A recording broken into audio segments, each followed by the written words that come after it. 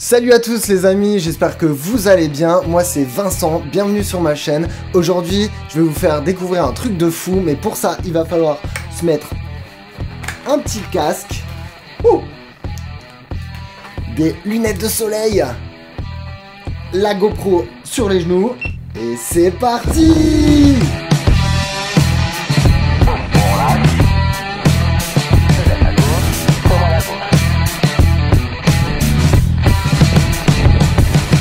Vous l'aurez compris, aujourd'hui on va parler parapente et plus particulièrement d'un stage que j'ai fait il y a à peu près une petite semaine de ça, qui est un stage de pilotage de parapente, autrement appelé SIV, qui veut dire simulation d'incident de vol. Si ce genre de vidéo vous intéresse, n'hésitez pas à vous abonner à la chaîne et cliquer sur la petite cloche, comme ça vous n'allez rien manquer de ce qui va arriver dans les prochaines semaines. Pour ceux qui ne me connaissent pas encore et qui découvrent la chaîne, je vous envoie cette petite intro.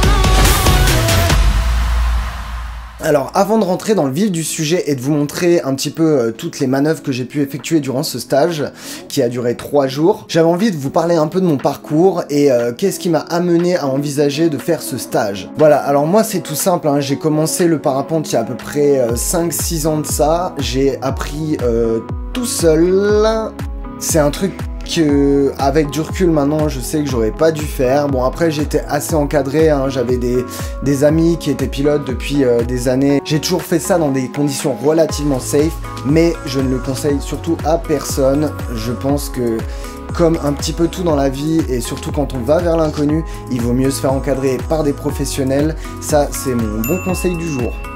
Et donc je vole depuis quelques années, je pars en thermique, je reste dans le local hein, principalement, je ne pars pas en cross parce que justement je réfléchis beaucoup, je m'y connais pas assez bien en météo, en aéro, y a quand même énormément de paramètres à connaître dans le parapente, du coup je me fais pas peur.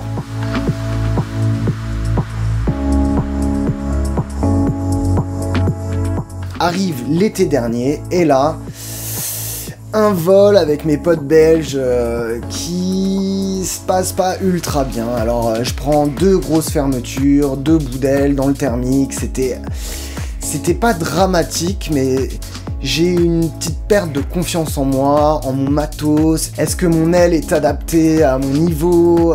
Est-ce que les conditions sont adaptées à mon niveau? Bref, grosse remise en question. Et là, j'arrête un peu de voler, je ne vole plus trop. Bon, j'habite à côté d'un site de parapente où je me dis tous les jours, c'est pas grave, j'irai demain. Mais au final, j'y vais pas demain. Donc je commence à me dire, j'aime trop ce sport, qu'est-ce qu'il faudrait que je fasse pour me redonner un petit peu la confiance? Et c'est à ce moment-là précis que je me dis, ça serait peut-être bien de faire un stage de pilotage, histoire de me redonner la confiance, de revoir les bases, de connaître un petit peu mon niveau par rapport à mon expérience. Donc à partir de là, il y a quelques mois, je contacte Flyeo, qui est mon école de prédilection dans le bassin annécien. Tous leurs moniteurs sont des pilotes ultra chevronnés, ils font tous de la voltige. D'ailleurs, Flyeo est vraiment réputé pour les stages de SIV et c'est pas pour rien. Alors on est devant chez Flyeo où on va rejoindre Fabien pour une petite interview. Allez, c'est parti, on y va. Alors il a vraiment une expérience de dingue en parapente, hein. Il fait de la voltige de haut niveau, il fait du cross en compétition. En bref, c'est un mec super cool et qui sait de quoi il parle. Le SIV a une connotation très violente chez la plupart des gens. C'est le stage qu'il faut faire mais qui va faire tellement peur. Le fait de se remettre à niveau demande 2 choses. Pour faire un stage SIV en tout cas, les gens ont peur de se faire peur. Et ça suffit déjà, c'est déjà trop émotionnel le parapente. Et la deuxième chose, est-ce que réellement je vais progresser en 3 jours? Est-ce que réellement je vais avoir des vraies informations qui vont me permettre de progresser? La seule chose sine qua non pour pouvoir progresser dans n'importe quel stage, c'est la remise en question. C'est-à-dire que le pilote, il faut qu'il arrive en se disant qu'il arrive avec un niveau, une espérance et des choses basiques en lui. Et il doit se dire, ok, maintenant si on me dit que c'est bien, je suis très content. Si on me dit que c'est pas bien, il va falloir que j'accepte pour pouvoir évoluer dans le sens qu'on me propose. Et la difficulté, elle est là en fait. Je pense que c'est un rapport humain Et ensuite, une fois qu'on a cassé cette barrière, de dire ok, ben, on a accepté de progresser, on va sûrement sortir de notre zone de confort, c'est-à-dire pas aller en enfer, c'est juste mettre un pied à l'extérieur de la zone de confort et en revenir. Justement pour étendre cette zone de confort, c'est la progression, en fait c'est ça. Donc en fait, la philosophie, notre philosophie est de ne pas brûler des ailes, de faire peur aux gens pour faire peur aux gens et surtout de sortir un peu de cette zone de confort, leur faire comprendre que comment réagir sous le stress, sous un mini-stress et derrière revenir sur une position non stressante. Et grâce à ces échanges-là, on va permettre d'avoir un meilleur travail. Ouais, le parapente, c'est quand même fait pour jouer. Hein. C'est quand même fait pour glisser et pour jouer. On évolue dans une masse d'air en mouvement et si on veut que ça évolue en mouvement, il faut arriver à bouger avec son parapente. Et les limites en fait des pilotes arrivent là, c'est qu'à un moment qu'on veut basculer dans des conditions un petit peu turbulentes, un petit peu plus mouvementées, eh bien si on n'accepte pas ces mouvements de jeu à la base, si ce n'est pas un jeu à la base, ça sera une frustration plutôt qu'un jeu.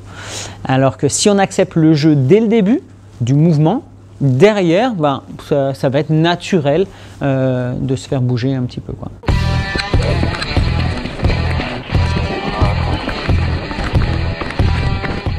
Alors ça y est, le stage commence enfin. J'ai franchement pas la pression, je pensais que j'allais arriver au déco et que je serais tout crispé comme ça, mais pas du tout. En fait, les moniteurs et le groupe m'a mis assez en confiance. Ça devrait être fun, j'espère en tout cas. Alors le premier jour, on fait un bon briefing le matin. Le moniteur va nous parler de la géographie un petit peu de notre espace de vol, du box, des directions à prendre. Alors moi c'est simple, hein. J'ai démarré en mode je commence à zéro complet. Je veux que le moniteur m'amène à accéder à des exercices qui me correspondent complètement. Alors c'est parti, on commence tout basiquement par un petit exercice de tangage. Donc là, hein, c'est simple.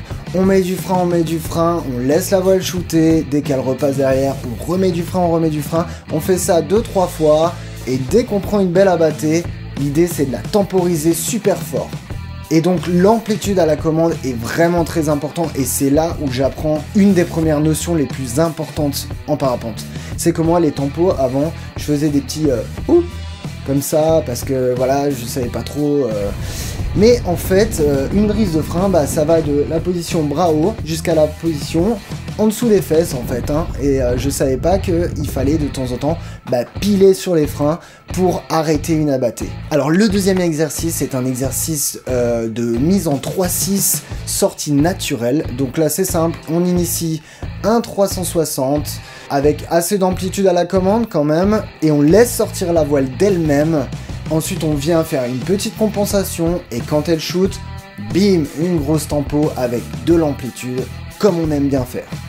L'exercice suivant, alors celui-là, il commence à faire un petit peu des sensations, des guilis dans le ventre, en tout cas pour moi ça l'a fait. C'est le fameux 3-6 sortie chandelle qui est un exercice franchement absolument indispensable. N'importe quel pilote devrait savoir exécuter cette manœuvre parce que c'est une manœuvre qui est importante pour faire de la descente assez rapidement. Donc là, pareil que le 3-6 sortie naturelle, mise en virage, donc un petit roulis à gauche, commande à droite, on enfonce la commande, on vient se mettre bien en 3-6 et là, boum, on vient au contre de la main opposée et donc c'est toujours de l'échange de mains qu'il faut faire. Ensuite, une belle compensation et là, quand la voile est bien droite, on la laisse shooter et quand elle shoot, pareil, bim, grosse tempo.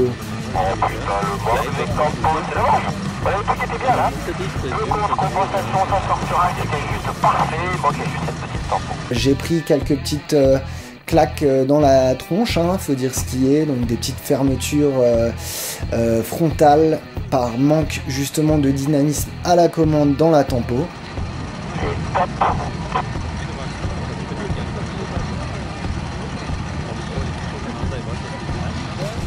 Allez, reviens cap atterrissage. On passe aux fermetures asymétriques avec maintien de cap, et là j'apprends qu'on peut piloter sa voile même avec 50% de l'aile fermée. Voilà, accélère et agit. Voilà, impulsionne un peu trop. On relâche de la pression à gauche. On reprend. On relâche.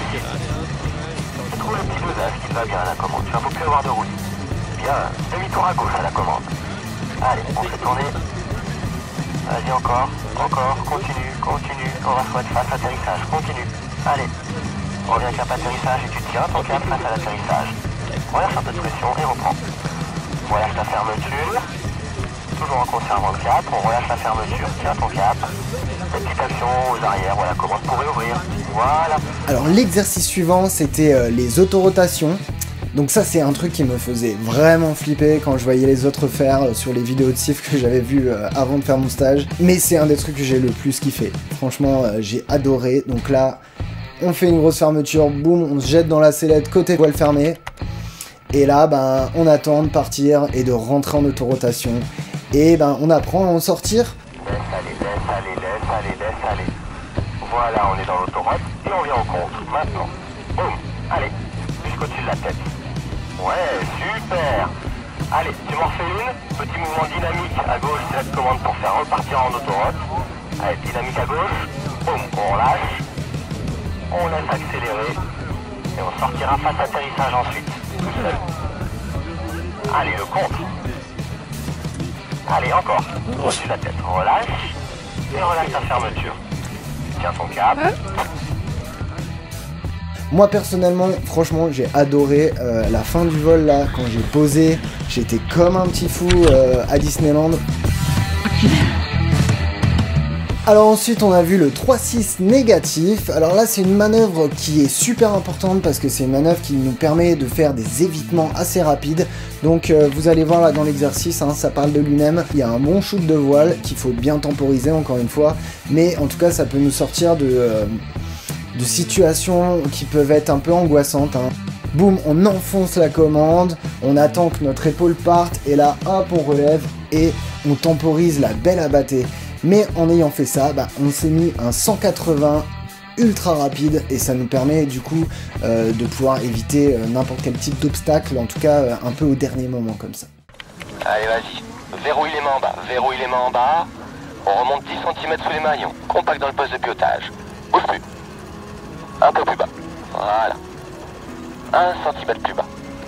Le décrochage, c'était un des trucs qui me faisait le plus flipper avec l'autorotation et franchement bah c'est pas pire en fait, ça fait flipper. En tout cas, de faire ces exercices-là en école, ça m'a démystifié complètement le décrochage et la mise en marche arrière parce que oui, un parapente, ça peut voler en marche arrière aussi. Et d'ailleurs, c'est des positions de sécurité. Ça, par contre, j'y ai passé un petit bout de temps parce que, à mon avis, avant de maîtriser les décrochages comme il faut en faire une bonne centaine, je pense. Là, on va ralentir rapidement, percer, bras haut et tout de suite on reviendra en position de marche arrière. Allez, à toi. On regarde la voile, on ralentit, encore, lâche, reprends. Tiens ta marche arrière, tiens-la. Et le largage. Complet le largage, attention. On va défaire une cravate après l'autre en tenant le cap. Allez, décravatage, à toi, tu sais faire. Voilà, super. Prends le temps de restabiliser et l'autre. Boum. Excellent.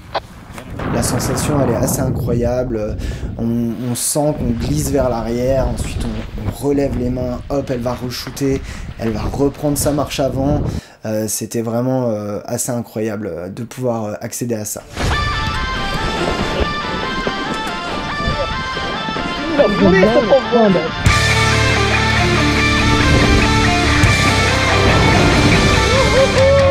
Grâce à ce troisième jour où on a pu faire du coup 5 vols, j'ai pu tenter aussi de me mettre dans une vrille.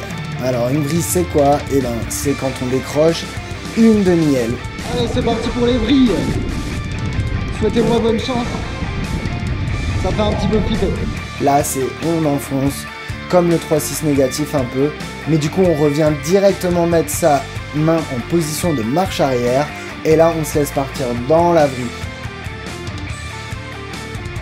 Arrière à droite, on laisse tourner et on ralentit progressivement vers la marche arrière. Tiens là, valide là.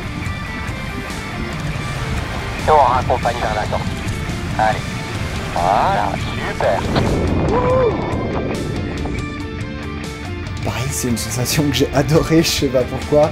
Et l'idée là, c'est de ressortir en marche arrière, donc de redescendre la main extérieure pour aller chercher la marche arrière, ressortir de manière très sécurisée sur la marche arrière. Puis ensuite, mettre bras haut, sortir accompagné. Ouais, tu tricotes un petit peu quand même. Hein. Je vais tricoter. Franchement, un exercice que j'ai adoré. Merci Julien. J'aurais jamais pensé en arriver jusque là au bout de 3 jours.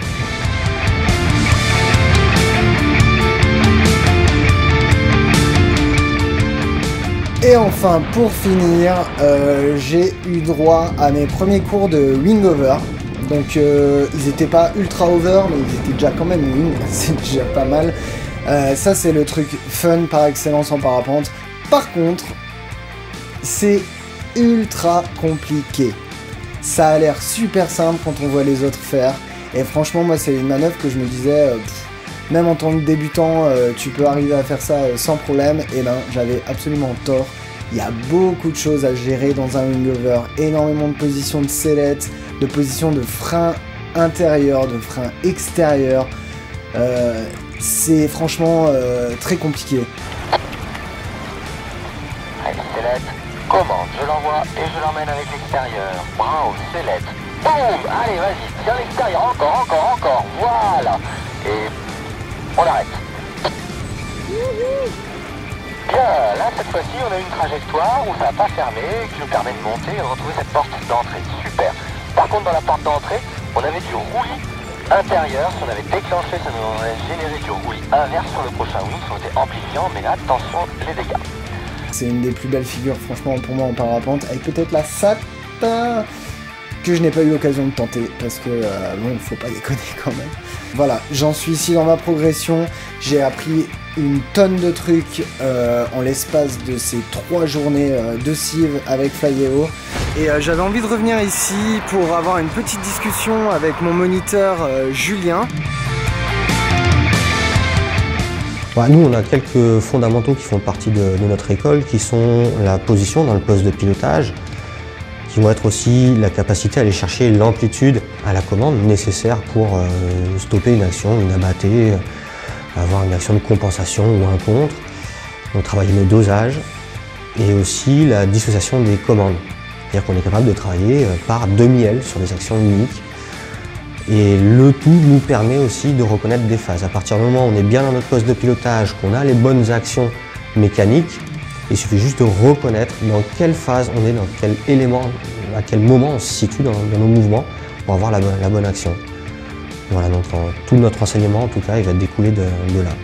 On n'est pas là pour forcément suivre une progression et puis arriver jusqu'à un certain point. On va essayer de développer un petit peu chez l'élève des compétences propres à lui, les faire évoluer à son rythme et à son niveau. C'est tout simple, un élève peut être quasiment débutant dans l'activité, avoir une quarantaine, une cinquantaine de vols à partir du moment où il est autonome au décollage et à l'atterrissage. On a forcément de toute manière un moniteur qui est présent au décollage et puis nous en bas à l'atterrissage pour pouvoir le guider éventuellement si nécessaire.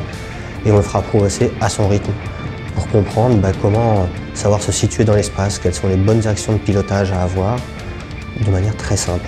En gros, il y a 2 éléments en termes de sécurité pour le parapente, c'est savoir stopper un shoot de voile, donc réaliser une tempo. Il y a plusieurs manières de réaliser une tempo, plus ou moins efficace, qui va durer plus ou moins longtemps. Et ensuite, savoir stopper les rotations, car si on se fait embarquer dans une rotation, le contact avec le sol, en général, il pique assez fort. Donc voilà, on apprend à suivre un petit peu ce rythme-là, ce cursus, se confronter un petit peu aussi à nos sensations et à nos émotions, parce que c'est être centrifugé comme ça, de manière exposée longtemps, c'est pas toujours simple.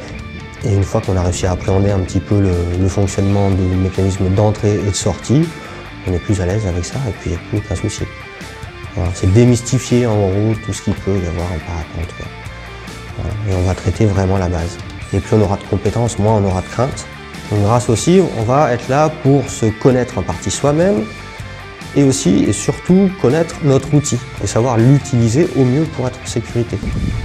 Ça a l'air facile comme ça, mais il se passe plein de trucs dans ma tête. L'idée là, c'est quand même de ressortir avec un bagage et de devoir le retravailler chez soi, quoi. Donc là maintenant, mon objectif personnel, c'est de me remettre en l'air le plus possible et de bosser toutes ces manœuvres le plus possible. Et du coup, de toute manière, j'ai pas trop le choix, je vais devoir en bouffer du décro parce que franchement, ça m'a donné envie de passer un petit peu à la voltige.